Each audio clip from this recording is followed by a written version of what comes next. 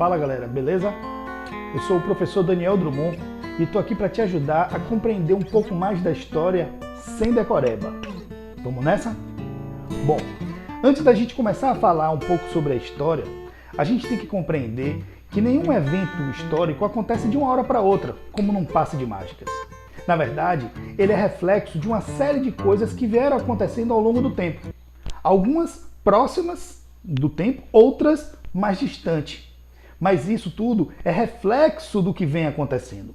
Então muitos fatores históricos aconteceram há muito tempo atrás do próprio evento e outros mais próximos. Mas todos esses eventos, desde os mais distantes, mais atrás, mais no passado, até os mais recentes com relação ao evento, eles são muito importantes para a gente compreender a alma do negócio, o porquê esse evento aconteceu, esse evento histórico. E aí a gente só pode começar a estudar qualquer que seja o assunto a partir dos seus antecedentes. Beleza? Então, para uma questão didática, para poder me ajudar na narrativa, eu vou falar coisas que aconteceram ao longo do tempo, algumas mais distantes, outras mais próximas, mas todas tendo influência direta no assunto que a gente vai estudar agora, que é exatamente esse. Brasil, descoberta ou invasão?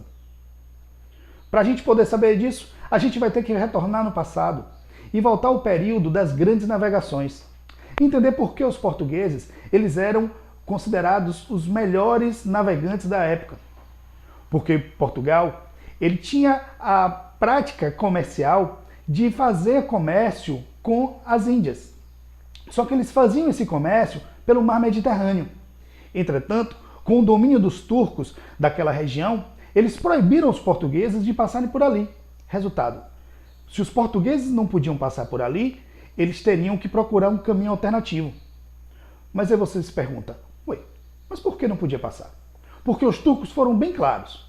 Ou vocês pagam impostos por cada embarcação que passa por aqui, ou nós literalmente afundaremos seu navio. Os portugueses, como viviam das especiarias, não queriam perder essa lucrativa fonte de renda. Então o que foi que eles fizeram? Eles começaram a tentar buscar caminhos alternativos e a seguir pelo continente africano. Mas lembre-se, apesar dos portugueses serem os pioneiros nas grandes navegações, eles ainda morriam de medo dos mares ou do alto mar.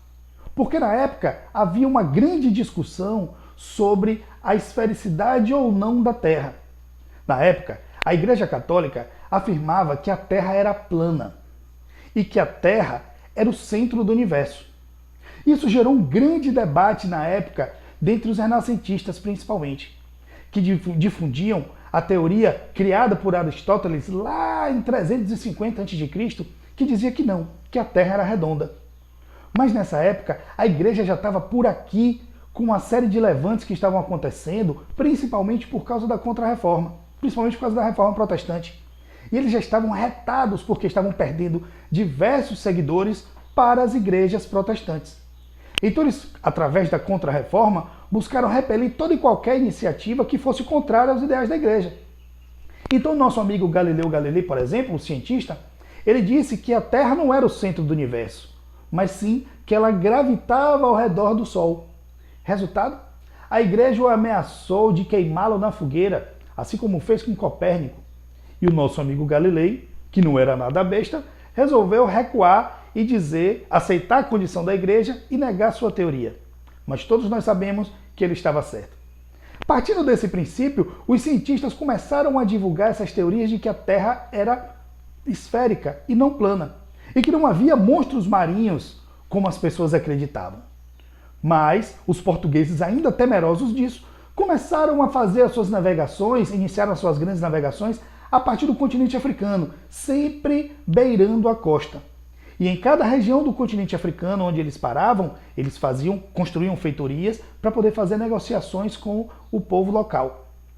Bom, isso feito, os portugueses continuaram fazendo suas navegações durante algum tempo de maneira ininterrupta. Até que eles finalmente conseguiram ultrapassar um lugar que era extremamente perigoso e que já tinha um histórico de afundar embarcações.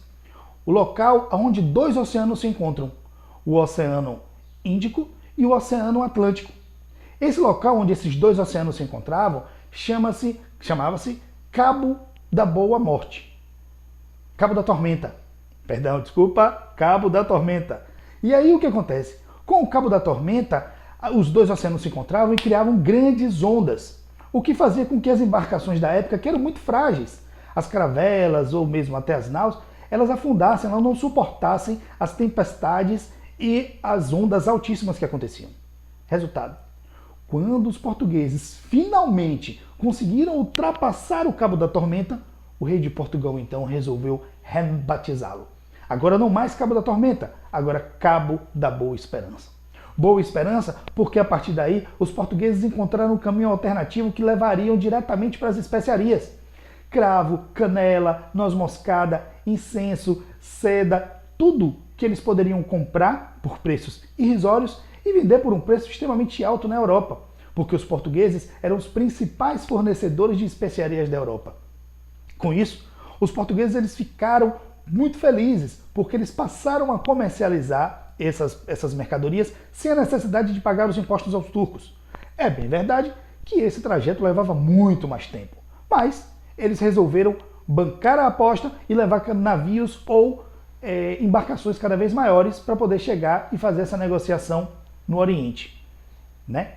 Então, galera, o que acontece é o seguinte: como os portugueses eles temiam se lançar para além-mar, eles ficavam muito próximos à navegação da costa, porque eles acreditavam, e essa era a teoria da igreja da época, que onde ocorre a linha do horizonte, que aquele lugarzinho, para quem conhece o mar já viu, é onde o céu e o mar se encontram, né? Aquela linhazinha, eles diziam que ali havia um grande precipício e que as pessoas que chegassem naquele lugar cairiam num abismo sem fim. A mesma coisa acontecia com os monstros marinhos que poderiam destruir toda e qualquer embarcação. Bom, com relação aos monstros marinhos, vamos e convenhamos, não era uma ideia tão absurda assim. Porque se você parar para pensar, as caravelas elas tinham em torno de 20 metros de comprimento. Uma baleia jubarte, essa que tem aqui na nossa costa, que vira e mexe aparece por aqui na costa da Bahia, ela tem cerca de 15 a 16 metros. Mas existem baleias comuns que medem mais de 25 metros, como é o caso da baleia azul, que chega a ter 30 metros. Então imagine vocês, uma baleia daquele tamanho, muitas vezes do tamanho de uma própria caravela, ou às vezes até maior, é claro que isso seria considerado um monstro marinho. Por essa razão, é que os portugueses e os europeus em geral morriam de medo de se lançar para além-mar, porque eles temiam isso. Então, a ciência e a religião passaram a discutir e a brigar sobre o real formato da Terra. E os navegantes começaram a apostar na ciência.